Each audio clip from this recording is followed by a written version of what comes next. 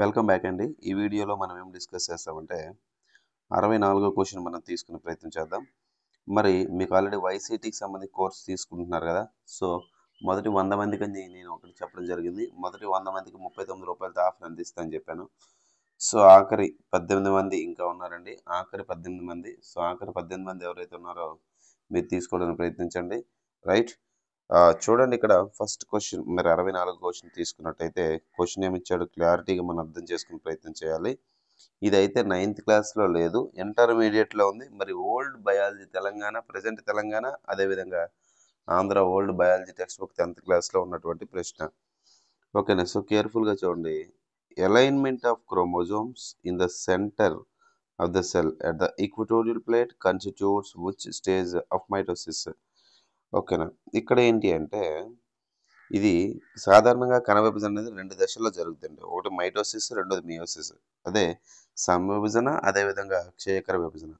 మరి ఇక్కడ ఏమడిగాడంటే సమ విభజనలో, జాగ్రత్తగా వినండి, సమ విభజనలో లేదా మైటోసిస్లో క్రోమోజోమ్లు అనేవి సెంటర్కి ఎప్పుడు వస్తాయని అడుగుతా ఉన్నాడు. ఏ దశలో వస్తాయని అడిగాడు.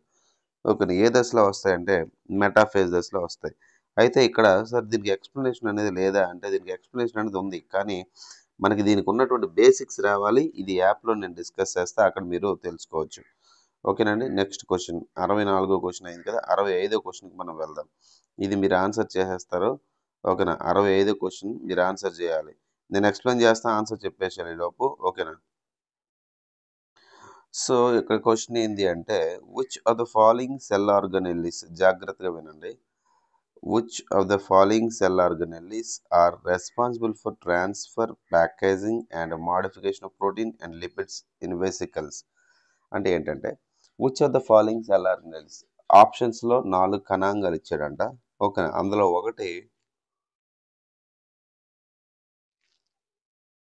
కణం లోపల తయారు చేసినటువంటి ఆహార పదార్థాలను ట్రాన్స్ఫర్ చేయడం, అదేవిధంగా ప్యాక్ చేయడం, అదేవిధంగా modification of proteins and lipids, అంటే మాంసకృతులు మరియు కొవ్వులు అనేవి ఏవైతే ఉన్నాయో వాటి యొక్క రూపాలని మారుస్తూ ఉంటాయి అన్నమాట. అలా మార్చే కణాంగం ఏంది అని అడుగుతా ఉన్నాడు. సో దానికి ఆన్సర్ ఏంటంటే గాల్జీ సంక్లిష్టం లేదా గాల్జీ దేహం అంటారు. క్యామిల్లో గాల్గి అని పిలుస్తున్నటువంటి శాస్త్రవేత్త కనుగొనడం జరిగింది. రైట్. సో ఆప్షన్స్లోకి మనం పోతే కనుక ఆప్షన్స్లోనే మనకి ఇక్కడ చూడండి, ఆప్షన్స్లో ఏమి ఇచ్చాడండి. ఆప్షన్స్ తీసుకుంటే ఒకటోది రఫ్ ఎండోప్లాస్మిక్ రెటిక్యులం, అంటే గరుకు అంతర్జీవ ద్రవ్యజాలం. ఈ అంతర్జీవ ద్రవ్యజాలం గురించి మన యూట్యూబ్లో, అదేవిధంగా మన యాప్లో కూడా అద్భుతమైనటువంటి క్లాస్ 9th క్లాస్ మొదటి పాఠం నేను అప్లోడ్ చేయడం జరిగింది, మీరు చూడొచ్చు. తర్వాత స్మూత్ ఎండోప్లాస్మిక్ రెటిక్యులం, అంటే నునుపు అంతర్జీవ ద్రవ్యజాలం. ఓకేనా. రఫ్ ఎండోప్లాస్మిక్ రెటిక్యులం అని ఎందుకు అంటారు మీరు కామెంట్ బాక్స్లో తెలియజేయండి. నెక్స్ట్ తర్వాత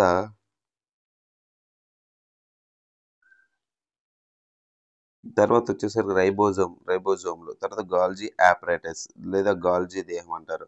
సో ఇది రైట్ ఆన్సర్. ఇప్పుడు ఇచ్చేటువంటి ప్రశ్న RRB NTPC 26/7/2021 shift 2 stage first ఇచ్చినటువంటి ప్రశ్న. ఓకేనా. నెక్స్ట్ క్వశ్చన్కి వెళ్దాం. 66వ క్వశ్చన్కి వెళ్దాం. రైట్. నెక్స్ట్ ఈ క్వశ్చన్ మీరు ఆన్సర్ చేస్తారు. ఇక్కడ ఎక్స్ప్లెనేషన్ కింద ఇచ్చాడా లేదా అనేది మీరు చూడొద్దు.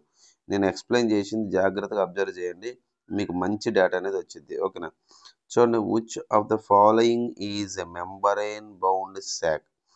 మెంబరైన్ బౌండ్ అంటే ఏంటంటే ఒక త్వచం చేత కప్పబడి ఉన్నటువంటి సంచి అని అర్థం.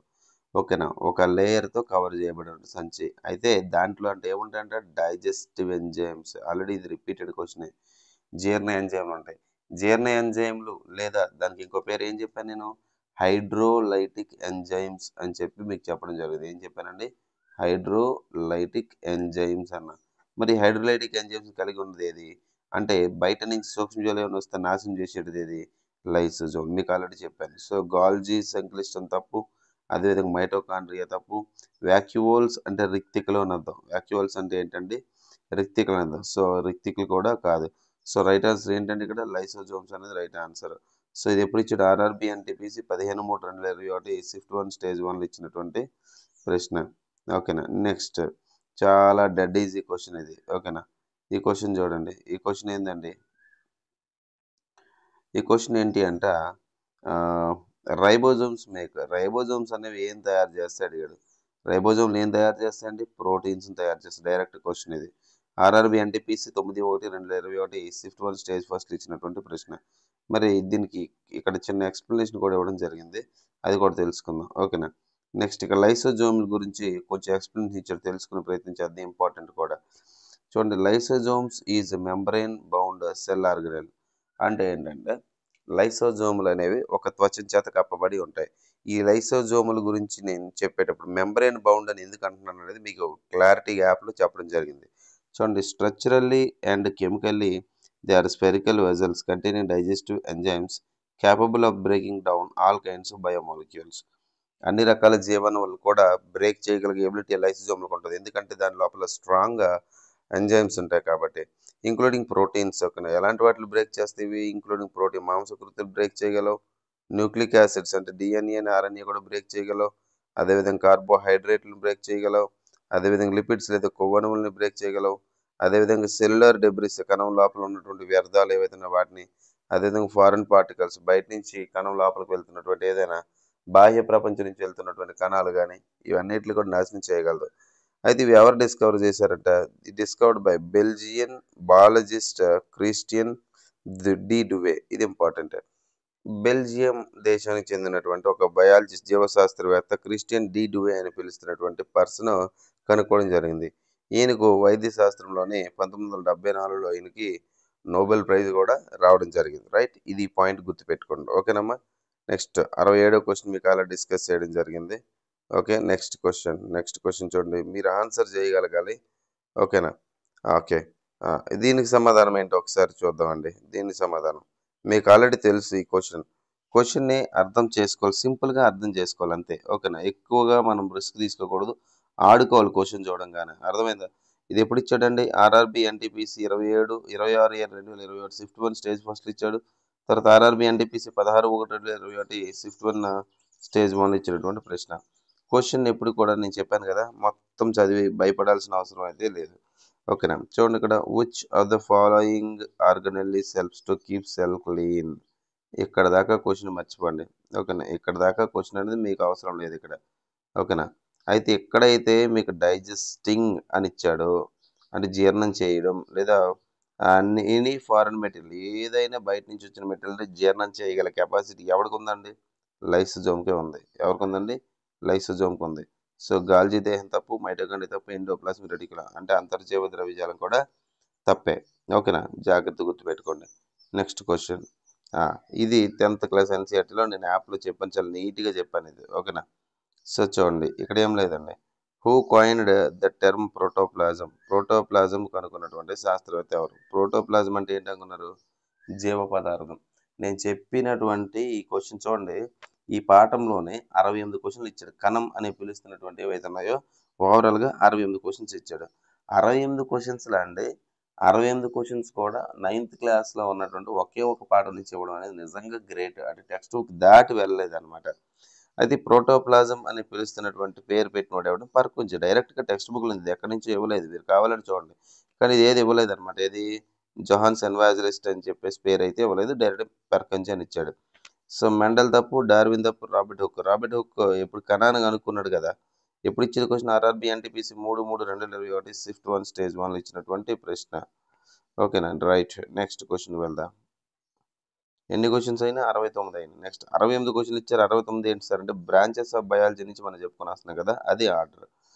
ఓకేనా. రైట్, ఇక్కడ మనం తీసుకుందాం. ఓకేనా. ఇది కూడా మనం యాప్లో చెప్పాం. రెండో పాఠం శ్వాసక్రియ అని పిలుస్తున్నటువంటి పాఠంలోనే 10th క్లాస్లో రెండో పాఠంలో నేను ఇది చాలా క్లారిటీగా చెప్పాను, ఈ బిట్కి సంబంధించిన explanation. When there is lack of oxygen. ఎప్పుడైనా కానీ ఆక్సిజన్ అనేది లేకపోయినప్పుడు ఎక్కడండి? మన కండర కణాల్లో. గుర్తుపెట్టుకోండి, జాగ్రత్తగా వినండి. When there is lack of oxygen in our muscle cells.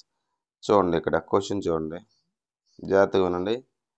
When there is lack of oxygen in our muscle cells. మన కండరాల్లో ఉన్నటువంటి కణాల్లో, ఓకేనా, మన కండరాలు అంటే మజిల్స్, మన మజిల్స్లో ఆక్సిజన్ లేనప్పుడు ఏమవుద్దంటే సాధారణంగా గ్లూకోజ్ అనేది 3 కార్బన్లు కలిగినటువంటి పైరువేట్గా మారుద్దండి. గ్లూకోజ్ అనేది బ్రేక్ అయితేనే శక్తి వస్తుంది. ఆ గ్లూకోజ్ అనేది 3 కార్బన్లు కలిగినటువంటి, ఓకేనా, 3 కార్బన్లు కలిగిన పైరువేట్గా మారుతుంది. ఓకేనా. అది అది 3 కార్బన్ పైరువేట్‌గా మారి దాన్ని ఎలా మారుస్తుంది? కండరాలు ఎలా మారుతుందంటే పైరువేట్ అనేది అని అడుగుతున్నాను. మీకు ఇవన్నీ మర్చిపోండి. కండరాలు అనేసరికి ఆక్సిజన్ లేదనేసరికి అది అవాయు శ్వాసక్రియ లేదా ఎనరోబిక్ రెస్పిరేషన్‌లో ఎప్పుడు కూడా కండరాలు లాక్టిక్ యాసిడ్ మరియు శక్తి విడుదలవుద్ది. లాక్టిక్ యాసిడ్ విడుదలవ్వడం ద్వారా కాస్త పెయిన్ అనేది వస్తది. ఎనర్జీ అనేది సహజం. ఓకేనా? సో, రైట్ ఆన్సర్ ఏం చెప్తాం మనం? Option B is the right answer. ఓకేనా? ఆప్షన్ బి అనేది రైట్ ఆన్సర్ అవుతుంది. సో, ఎప్పుడిచ్చాడు ఆర్ఆర్‌బీ ఎన్‌టీపీసీ 10/1/2021 షిఫ్ట్ 1 స్టేజ్ 1లో ఇచ్చినటువంటి ప్రశ్న. ఓకేనా? నెక్స్ట్ క్వెషన్‌కి వెళ్దామా? రైట్. ఇగోండి మళ్ళీ రిపీటెడ్. ఎక్కడి నుంచి తెచ్చిస్తాడు? ఎంత ఇచ్చినా అందులో నుంచే కదా ఇవ్వాలి. ఓకేనా? సింపుల్. ఇదంతా మర్చిపోండి. క్వెషన్ అంతా మర్చిపోండి. ఓకేనా?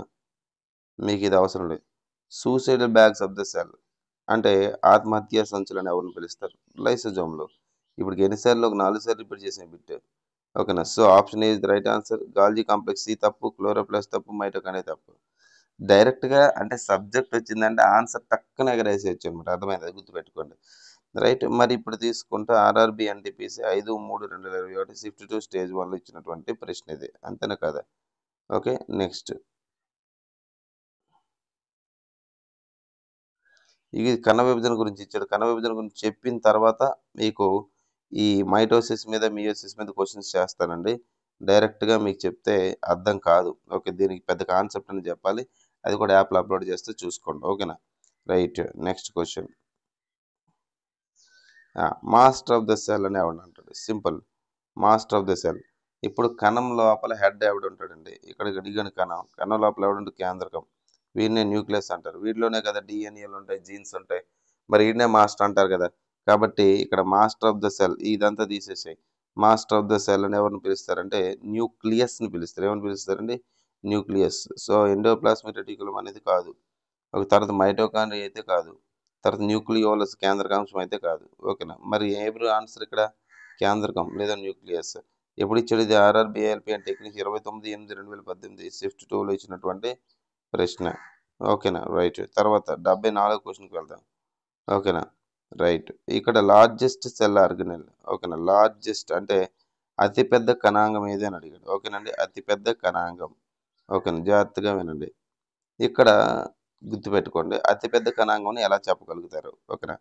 Which is the largest cell organelle present in the cell. కణం లోపల ఉన్నటువంటి అతి పెద్ద కణాంగం ఏది అని అడిగాడు. అతి పెద్ద కణాంగం. సింపుల్‌గా లాజిక్ మనం ఆలోచించాలి. ఓకేనా? లాజిక్ ఏంటంటే ఎండోప్లాస్మిక్ రెటిక్యులమ్ ఇక్కడ మైక్రోస్కోప్‌లో పూర్తిగా స్టెయినింగ్ చేస్తే కనిపిస్తది. గాల్జీ అంతే, మైటోకాండ్రియా కూడా అంతే. కానీ కేంద్రకం ఏదైతే ఉందో కేంద్రకం అనేది యాక్చువల్‌గా మైటోకాండ్రియా కన్నా ఒక 150 రెట్లు పెద్దదనమాట. అందుకే కేంద్రకం అనేది ఈజీగా కనిపిస్తది. కంటికి కాదు. అది కూడా మైక్రోస్కోప్‌లో మాత్రమే. అక్కడ కేవలం చిన్నది, పెద్దదని అడిగాడు కాబట్టి అది మనం గుర్తుపెట్టుకోవాల్సినటువంటి అవసరం ఉంది. ఓకే. ఇది ఎప్పుడిచ్చాడు ఇది? ఆర్ఆర్‌బీ జేఈ 23/5/2019 ఇచ్చినటువంటి ప్రశ్న. ఓకేనండి? రైట్. నెక్స్ట్ క్వెషన్‌కి వెళ్దామా? Next question. Okay. Next question. Next question కూడా చాలా ఈజీ. అంటే మనం కాన్సెప్ట్ వస్తే ఈజీ. రిపీట్ అయిపోతాయి బిట్స్ ఆటోమేటిక్‌గా. ఓకే. నెక్స్ట్ క్వెషన్ చూడండి. ఎప్పుడిచ్చాడు ఇది? RRB ALP and technicians 30/8/2018 shift 2లో ఇచ్చినటువంటి ప్రశ్న. ఇదంతా మర్చిపోండి. క్వెషన్ అంతా మర్చిపోండి అని చెప్పాను. ఓకే. ఇదంతా మీకు సంబంధం లేదు. ఇక్కడ ఏమన్నా ప్రోటీన్ ఫ్యాక్టరీస్. ఏందంటే protein factories of the cell. Protein తయారు చేసేది ఎవడండి? రైబోజోమ్‌లు. So, ribosomes mostly right answer. Okay. Next. Lysosome తప్పు, క్లోరోప్లాస్ట్, మైటోకాండ్రియా తప్పు. మీరు చూస్తే ఇదే క్వెషన్‌ని లైసోజోమ్‌లు, రైబోజోమ్‌లు సంబంధించిన క్వెషన్‌కి ఆప్షన్స్ మార్చకుండా ఇదే ఇస్తా ఉన్నాడు. ఎప్పుడిచ్చాడు ఇది? RRB ALP and technicians 30/8/2018 shift 2లో ఇచ్చినటువంటి ప్రశ్న. ఓకేనా? Right. Next question. Next question చూద్దామా? రైట్. ఇది చూడండి. ఈ క్వెషన్ ఇలాంటి క్వెషన్ మాత్రం కొంచెం జాగ్రత్తగా చదవాలి. Which of the following cells is found only in animal cells. జంతు కణంలో మాత్రమే ఉన్నవి ఏంటి అని అడిగాడు. ఓకేనా? అంటే వృక్ష కణంలో ఉండకూడదు అని అర్థం. ఓకేనా? జంతు కణం మాత్రమే అంటే తీసుకుంటే మనకి ఇక్కడ లైసోజోమ్‌లే. ఎందుకంటే ప్లాంట్ సెల్‌లోని వ్యర్థాలనేవి రావు. ఓకే. ప్లాంట్ సెల్‌లోని వ్యర్థాలనేవి రావు కాబట్టి లైసోజోమ్ అనేది రైట్ ఆన్సర్ అవుద్ది. ఓకేనా? సో, ఇక్కడ ఇవన్నీ కూడా తప్పు. రైట్. సో, ఇది 76 క్వెషన్స్ 76 క్వెషన్ సంబంధించిన ఎక్స్‌ప్లనేషన్. మరిన్ని క్వెషన్స్ నెక్స్ట్ వీడియోలో డిస్కస్ చేద్దాం. Right. Thank you. Thanks for watching this video. Thank you very much.